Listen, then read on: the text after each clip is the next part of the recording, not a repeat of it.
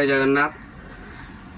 गत डिसेम्बर मास 6 तारिख पुरी जिलार गो ब्लॉक अंतर्गत सिमिली ग्रामर ब्रेन ट्यूमर पीड़ित बालक चंदन बेहरा जहाँ को ओडिशा जन कल्याण संगठन द्वारा आर्थिक साहाय्य सह मासिक ग्रोसरी प्रदान करा जायतिला एवं तांको परिवार को संगठन तरफ कथा दिया जायतिला जे आगामी दिन में मेडिकल नेबा आनिबार समस्त कार्य संगठन तरफ साहाय्य करा जिवो।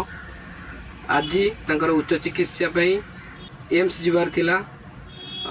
ओडिशा जन कल्याण संगठन द्वारा गोप गोष्ठी स्वास्थ्य केन्द्र 108 एवं कोणार्क 108 स्टाफ को सहयोग क्रमे तांको आज एम्स रे उच्च चिकित्सा पई छड़ा जाइछि। जय जगन्नाथ। ए नईर तुठे जिए पाद देथिला